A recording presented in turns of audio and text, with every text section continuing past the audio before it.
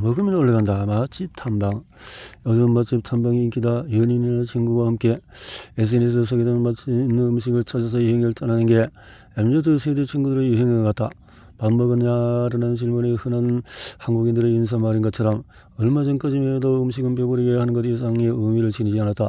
그러나 요즘에는 맛집 앞에서 장사 시간에 줄을 서더라도 자기 원하는 음식을 먹으려는 젊은이들이 확실히 늘어난 것 같다.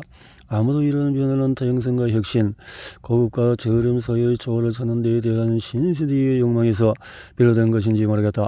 맛, 그 새로운 건강은 우리의 삶을 풍요롭게 만드는 맛과 같은 요소다. 숨은 맛집들이 제공하는 다양한 음식들이 우리의 혀를 사로잡고 심장을 두근거리게 한다. 이제는 그저 배부르게 먹는 것보다도 식도락 여행이라는 새로운 트렌드가 도래하고 있다. 그중에서 가장 유명한 것은 아마도 한국의 분식집들일 것이다. 국민 간식인 떡볶이와 튀김은 이제 단짠 멸콤 대한민국 미국을 대표한다. 맛도 맛이지만 인스타그램 같은 소셜미디어 등장으로 인증샷을 찍기 위해서 줄 서며 기다리는 모습도 이제는 일상이 되었다. 맛이 멋이 된 것이다. 이런 것도 서로인데 뚱뚱해진다고? 맛집을 탐방하는 것과 더불어서 먹방도 우리나라에서 지극한 최근 문화 코드 중에 하나다. 유튜브를 두고 전 세계로 먹방이라는 콘텐츠를 쏟아다 보니 해당 방송을 아예 영어로 먹방이라고 한다. 먹방은 단순히 음식을 섭취하는 것 이상의 경험이다. 먹방계의 신화적인 인물로 불리는 쯔양은 먹방에서 공감과 공유, 심지어 치유까지 담겨있다고 말한다. 쯔양은 암 환자들이 단식을 치료하면서 자신의 영상을 보고 위로를 얻는다는 말이 힘을 얻었다고 한다. 어디 그 불이 있는가? 혼자서 느끼기 어려운 어려움에 배고픔을 극복하고자 하는 혼맘러들은 인터넷 먹방을 보고 영감과 위로를 얻을 수 있다. 마치 친구와 함께 식사하는 듯한 따뜻함과 우리는 각자 일상에서 공동체의 일원이 된 듯한 소속감을 느낄 수 있다. 요즘에는 고성능 마이크로 음식을 씹는 저작 소리까지 담아내는 ASMR 먹방이 인기라니 그 이상을 실감할 수 있다. 그래서 오늘도 밤도 먹방을 보면서 나는 모르게 가스레인지 라면물을 올리는 자신을 발견하게 된다. 마치 탐방이든지 먹방이 시작이 돼서 좋은데 그것이 우리 배에 돌려 미치는 영향은 걱정하지 않을 수 없다. 게다가 요즘 추세를 반영하듯이 혼자 식당에 앉아서 홈밥을 즐기는 이들이 늘고 있다니 외로움도 함께 먹는 게 아닐까 싶다. 이런 이들에게 경쟁을 을만한 최근 연구가 있는데 바로 외로우면 식욕이 늘고 더 뚱뚱해진다는 것이다. 외로우면은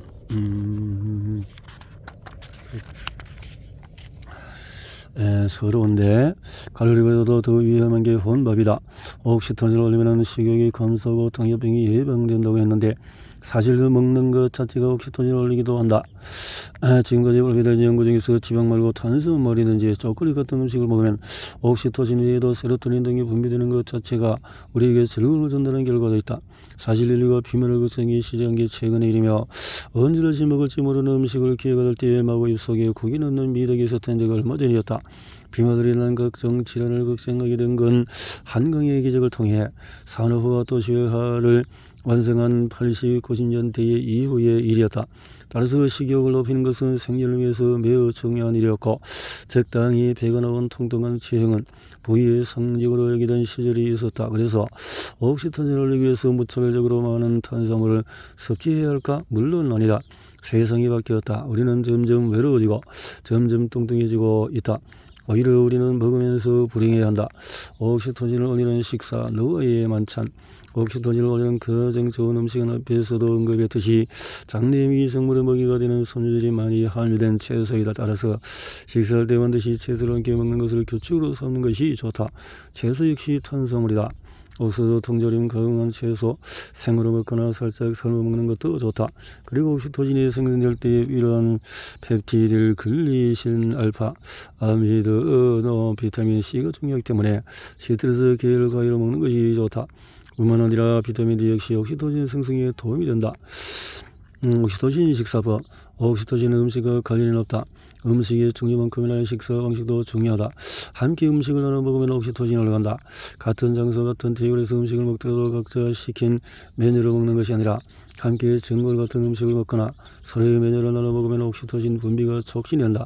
학창시절 모두 책상을 붙여놓고 빙 둘러 앉아서 도시락을 열고 서로 쌓아온 반찬을 함께 나눠 먹을 때 체내 옥시토신이 올라갔을 게 분명하다. 자기 음식을 나눠 다른 사람과 함께 하는 것은 공동체의 시작이다. 그래서 누구와 나눠 먹느냐뿐만 아니라 무엇을 먹느냐도 중요하다. 장내 미교 바이크로바이 메타 형성 그리고 유익인 중에도 락토바실레르테라는 옥시토신이 제 기능을 세트로 만들어 면역 기능과 사회성을 높이는 것으로 알려졌다. 외에도 다양한 유익균의 옥시토신을 통해서 우리 신체적인, 정신적인 그리고 사회적인 건강을 개선한다. 이런 장내 세균들은 주식으로 소화되지 않은 식물성 탄수화물을 먹고 짧은 사들 지방산을 만드는데 이렇게 만들어진 짧은 사들 지방산은 면역력을 높이고 뇌에서 BDNF 뇌유래 신경 영양 인자와 같은 물질을 만들어서 우리의 정신건강도 개선한다. 특히 채소 중에서도 식이섬유가 많이 함유된 치커리, 돼지 감자 그리고 양파와 같은 채소를 많이 섭취하는 것이 좋다. 근데 만약에 아마 세균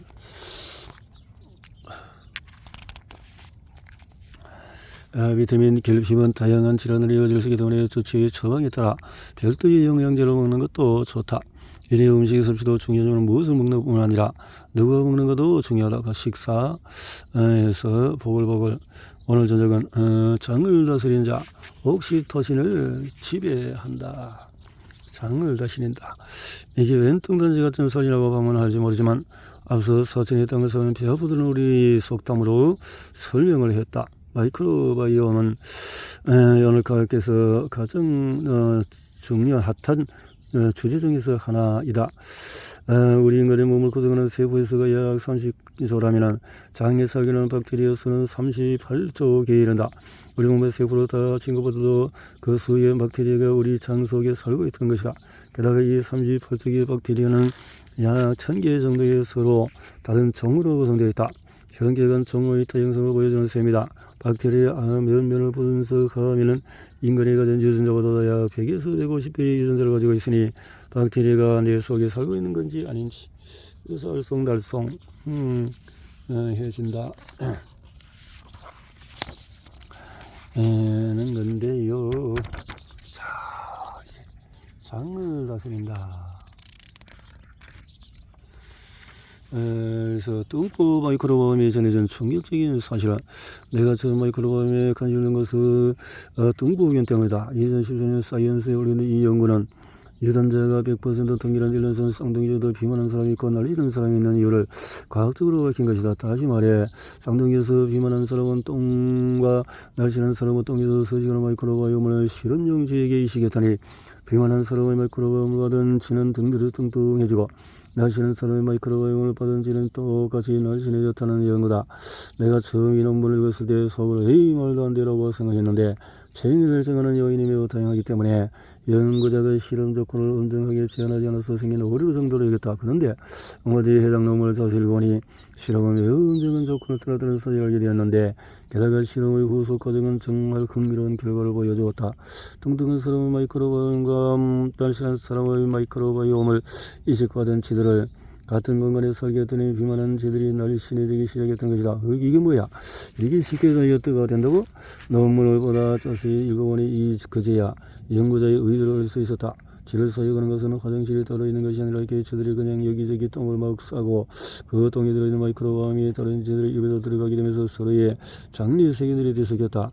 똥을 발로 밟고 그것을 하면서 마이크로바이옴을 이식하던 쥐들 역시 날씬한 마이크로바이옴이 몸속으로 들어오게 된 것이다. 그 결과 뚱뚱해진 쥐들이 도로 날씬해지기 시작했다. 이런 마이크로바이옴의 속성을 상업적으로 활용한다면 한 해 수십조에 육박하는 다이어트 시장을 새롭게 평정하게 될 날이 금세 올지도 모르겠다. 자폐증 그 마이크로바이옴. 그런데 비만 연구보다 더 큰 관심을 끈 것은 마이크로바이옴과 자폐에 관한 관련성이다. 사실 현재까지 항생제 사용과 자폐의 관련성을 조사한 연구는 많지만 의견이 정확히 반반으로 나뉘며 있었는데 자폐에서 배우는 장면과 보여주는 가장 특성은 사회성 결여다. 앞서 언급한 처럼 자폐의 스펙트럼 장애를 가진 사람은 다른 사람과 눈을 마주치지 못하고 상대의 표정에서 감정을 읽지 못하며 어렴풋이더라도 감정에 충분히 공감하지 못한다.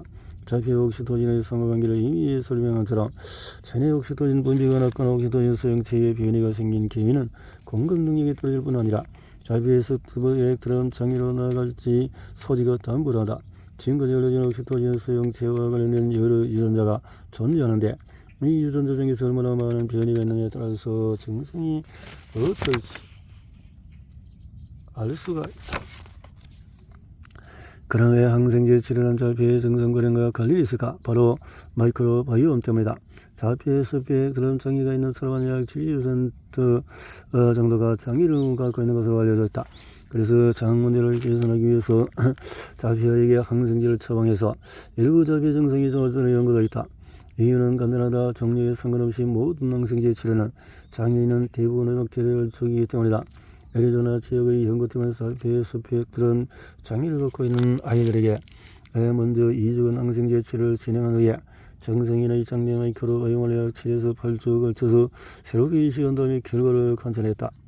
시작 지점 배변 이식 심한 자폐에서 배변 이식 이후에 자폐가 확 줄었네요.